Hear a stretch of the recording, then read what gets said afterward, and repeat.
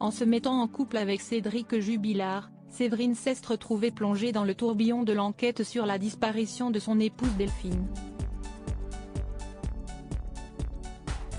Placée en garde à vue et ressortie libre, Siesti, une femme perdue qui apparaît devant les caméras du documentaire Enquête sur le mystère Jubilard, entre sa volonté de respecter la présomption d'innocence et les accusations qui pèsent sur cet homme. Depuis cette nuit du 15 au 16 décembre 2020, aucun indice révélateur n'a été retrouvé sur la disparition de Delphine Jubilard, infirmière du Tarn vivant à Cagnac-les-Mines avec ses deux enfants Louis et Elia, et son mari Cédric. Il est le dernier à avoir vu vivante son épouse, avec qui il était en instance de divorce.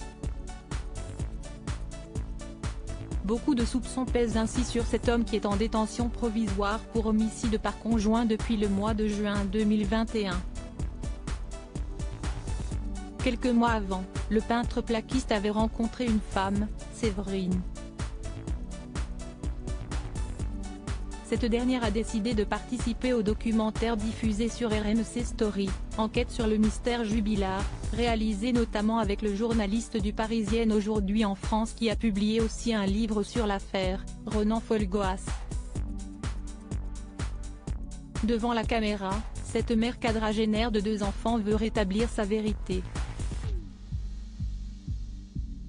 Pointée du doigt, celle qui a conquis le cœur de Cédric Jubilard après que sa femme ne donne plus de signes de vie, a déclaré face caméra « Jamais il ne m'a fait une confidence, jamais il ne m'a dit quoi que ce soit. Il m'aurait dit quoi que ce soit, je l'aurais balancé direct. Je ne serais pas restée avec quelqu'un qui a fait du mal à sa femme. » Des propos tenus devant les gendarmes quand elle a été en garde à vue pour recel de cadavres et dont elle est rapidement ressortie libre. Séverine a rencontré Cédric Jubilard en participant aux recherches pour sa femme. Un jour lors d'une battue, elle découvre un pull et le contacte pour le lui montrer. Ils se rencontrent, puis elle l'invite à manger. Le lendemain ou le surlendemain, ils sont en couple et vivront 2 mois et demi ensemble, jusqu'à ce qu'ils soient incarcérés. Perdue manifestement entre ses sentiments et la situation, elle exprime sa détresse, en fait au bout d'un moment, je ne sais plus trop où je suis. Il faut se mettre à ma place aussi. Mais qu'on ne pense pas que j'essaie de couvrir Cédric s'il a fait quelque chose.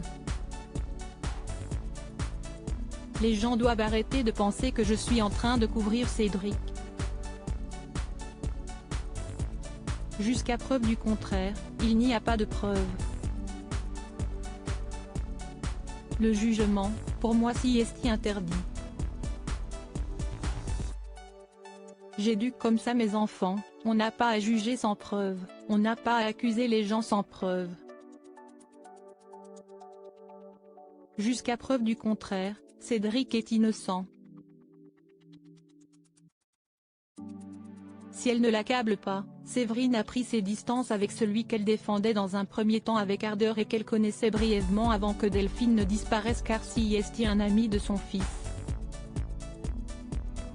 On imagine qu'être interrogé en garde à vue pour recel de cadavres a dû être marquant. Elle avait d'ailleurs décidé de répondre à toutes les questions de la justice pour éclaircir cette affaire et ne pas être considérée comme une complice.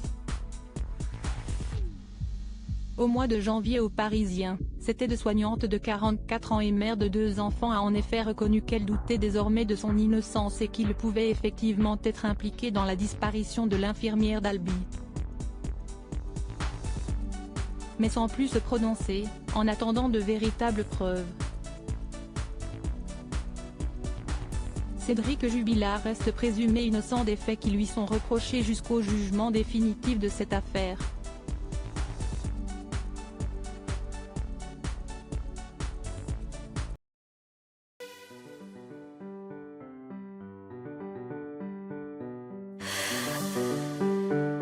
나